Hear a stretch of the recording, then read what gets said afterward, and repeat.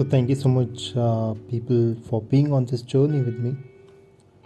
We have started the third season, and we have got great reviews and great feedback from all of you with regard to the 2 seasons that we have done. Many of you have even started doing a lot of tips and tricks that were mentioned in the first and the second season, and they have gone on that journey of finding their own voice, becoming more aware about it, and how to use it to create an impact. Voice is an outcome, or it is called the inside out process. We are talking about the things that are coming out. Now let's talk about things that cause these things to come out. We will try to explore the cause and effect relationship between the mind, body, and the soul. We know that there is a correlation between the breath and the voice and the mind and the soul. How? Let's explore that more. Your voice is affected by your earlier emotional experiences in all sorts of ways. I'll give you examples. If you're hurt emotionally and you conceal feeling deep within you, you often bury the warmth in your voice. If your childhood response to bad treatment was to grit your teeth rather than exploding with anger, the clenching may make your voice hard today. When I'm saying all these things, I want you to imagine or visualize becoming different characters. Become a character who got hurt emotionally and who concealed feeling deep within them. And feel that now, in the present, you have become someone who is burying the warmth in their voice. It's not getting reflected back to the people. I want you to imagine becoming a child who got badly treated when he or she was a child, and you used to grit your teeth as a behavior response. Rather than exploding with anger, that means you're trying to conceal your anger, your emotions, and you're clenching your teeth. It will make your voice hard today. If you always got what you wanted by flattering people around you, your voice may acquire that ingratiating lightness that becomes part of its regular makeup. If you were always timid and reserved, your voice is likely to lack forward energy and get stuck in your throat, scarcely reaching your listener. What I'm trying to tell you guys is, your voice is a reflection of emotions you feel inside and the emotional journey you go through, and the behaviors you took as a result of feeling those emotions. If you were regularly put down, like bullied, criticized, your voice no longer has access to its high enthusiastic tones even when you feel excited. Everything you've done, you felt, your life shapes the way that you breathe, the way your phonology is, the way you use your muscles. Everything comes as a reflection in your voice. You get used to patterns and using the muscles of the face, the mouth, the throat, the physical body, the habits, the behavior. In this process, you strengthen certain muscles, you weaken others. This connection, interconnectedness of the body and emotion is the reason people can hear the life you have led in the sounds of your voice, both in the actual sounds and the possibilities of sounds that you haven't even explored yet. Your voice shows especially the defenses you built up against emotional trauma. There is a science called bioenergetics. Bioenergetics means how your body and the energies of the body, they play with each other. It also talks about the emotional stress and the effect and impact of it on the body. For many people, the range of possibility in their voices tends to shrink as they mature. The cry of abandonment in the baby, the scream of anger in the toddler, the shout of joy in the infant are given up, form a civilized repertoire of the adult. If that has happened to you, recovering these lost possibilities of expression can open the way to a voice that has a fuller range and depth.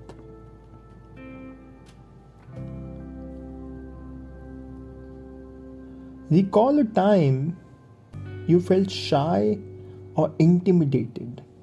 Today only I was having a conversation with someone and I asked him. He's an athlete, 20-year-old, young chap, full of energy, full of blood, going on that life journey.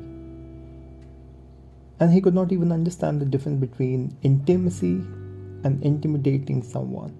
So I made him aware. I told him, have you ever played the party game in the manner of where you perform an activity, say dancing, in the manner of a particular character? Have you ever portrayed a character? That's the game. If you seldom feel timid, imagine that you are feeling it right now. If you often feel timid, then you find it easy. Walk around the room. Greet people in the manner of a timid person. Now the question comes, why?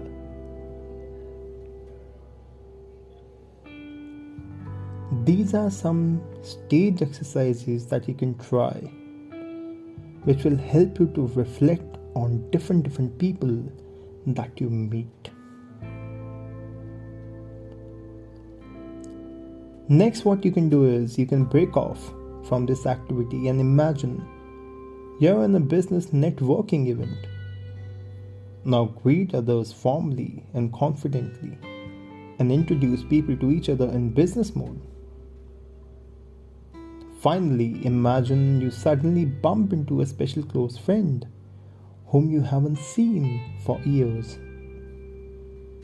Greet this person excitedly, with pleasure, amazement, shrieking, with delight if you want. Compare the experience and the energy of each scenario. In the first part, when you lead this activity, the noise level is low. It stays as a low pitch. In the second part, the sound is much louder, raised a notch in pitch. The last part, the noise is extremely high, with the voice pitches rising to the stratosphere.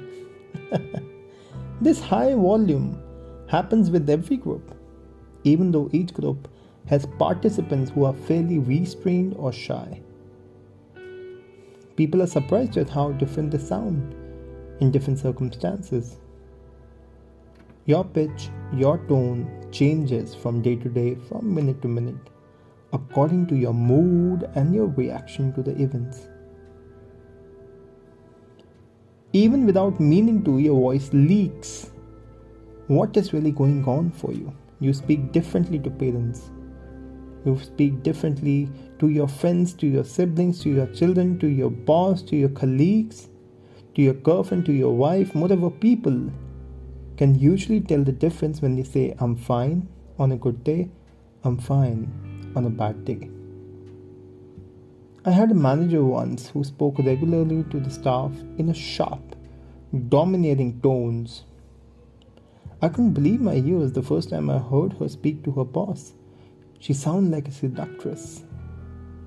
Some people's voices scarcely change at all. They neither absorb the other ways of speaking nor react vocally to different circumstances and people. You may be one of them. If you want to be expressive with your voice, you need to be able to vary it at will, and you need to reflect.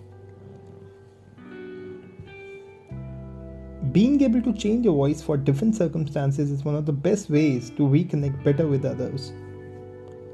When you greet people and your voice raises with pleasure, they know you're pleased. When you sympathize with a sad friend and your voice takes on a gentle quality, they trust that you feel genuine empathy. At work or at home, speaking with more variety in your voice brings you increased understanding and better relationship. Let's talk about an element of shifting pitch. People complain more about the pitch of their own voice than about any other aspect. The pitch, the tone, the tempo. They think their voices are too high, though some people believe their voices are too low and down in the back of their throats. Although people have differing opinions about pitch, most listeners favor lower voices. In the early days of the BBC, female announcers were unthinkable because the people in charge believed that a woman's voice lacked authority and that the nation wouldn't want to listen to high tones. Perhaps partly for this reason, for decades, women in business, public life have aimed to lower voices, sometimes to their detriment. I've seen this a lot. And sometimes in transition they start shouting also. You can lower your voice in various ways, notably by pushing down, which can harm your voice, or by using more pharyngeal resonance, which sounds artificial. Margaret Thatcher employed the latter for media interviews.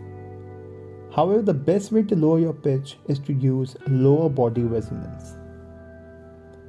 If your voice sounds unnaturally high, the most likely reason is tension. We have discussed this in second season. If you feel tension, your voice will come out feeling tensioned. As soon as you get nervous, your voice pitch goes up. You constantly feel stressed and you make yourself tight and thin your voice. As you start relaxing, your voice settles down at a lower pitch. If you speak higher than is natural, your voice can often sound thinner or unpleasantly nasal. If you push too deep, your voice probably sounds strained, or you frequently feel the urge to clear your throat. Then how to find your natural pitch? Always try to aim for your natural pitch. That is, the pitch that is most easy on the ear for your listeners and kindest to your voice. Never try to put a lot of effort. It has to be effortless action. This pitch gives you the most resonance and impact. Finding your natural pitch is especially relevant for women. If you force your voice low, you may reach a pitch associated with authority and gravitas, but you sacrifice the variation and the subtlety of your voice and probably end up boring your listeners rather than displaying authority. For most people, the pitch that is easiest for your voice is the one you use naturally for non-verbal conversations. These are sounds you make when you're listening to others and want them to know that you're actively engaged in what they are saying. They include uh-huh, and other encouraging noises. I'll not say noises, they're filler words. Say in a humdrum, effortless way, as if you're agreeing with someone. Then speak a few words at the same pitch, for example, yes, it was an excellent event, wasn't it? Not try with Say it on its own first and add a comment, that sounds like a good solution. Monotone. Sometimes people say they're tone deaf. They have no ear for music. I believe they get this idea because their natural pitch wasn't honored when they were children. When you speak, your pitch varies only by a few tones.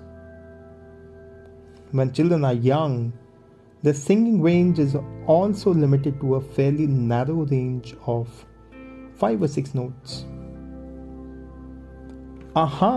Is particularly interesting because it contains 2 pitches, a higher and a lower ha. These 2 sounds give you a useful rule of thumb for your normal pitch range. In order to sound interesting and natural, vary your pitch so that it mostly fluctuates between these levels. Confirm that you're working with your ideal pitch by placing your hand on your chest or breastbone and speaking at your natural pitch. You should feel vibrations there. You can also find your pitch by humming energetically.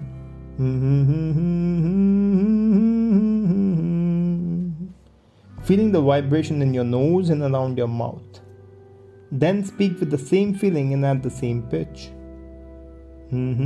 Yeah, I understand what you're trying to say. Thank you so much. That's your natural pitch. What is the bass? What is the bass that you have to understand? How to move forward when developing your voice. Right now, it's a good opportunity. Look at your current voice. Let it decide what you want to sound like. How you're going to go about developing your voice. You know how to speak, of course. We have been speaking for generations, but like an amateur golfer who turns up to play every week and never has the time to examine the game, you carry on using your voice and you start picking up the bad habits, but you never have the time for someone to coach you, mentor you, train you, or reflect on your voice. That's why people like me, who are voice coaches, they come to make you aware and to take you through that journey. While you can't pick up another voice as easily as choosing a new golf club, you can play the instrument you've got in different and better ways. Let's talk about evaluating your voice. I want you to ask some questions so that you can understand what is your current state. People often don't hear me. Do you agree? Are you not sure? Do you disagree? These will be the 3 pointers we will be using. It's a Likert scale of 3. The questions are: people often don't hear me. Ask these questions to you or statements. I've been told I mumble. People sometimes ask me not to shout. I hate my voice. I feel ignored when I speak. I think I sound boring. I get tongue-tied when the pressure's on. I tend to stutter. My voice gets tired quickly. I think I sound childish. I'm told I growl. I think I sound nasal. I have no idea what I sound like. I just sound feeble. My voice is shrill or piercing. People mistake my gender when I speak. That's a very common one. My voice gets stuck in my throat. I always feel I can't get a word in edgeways. I sound common, like someone from the sticks. I rush my words when I speak. Rate of speech. I constantly say and filler and crutch words.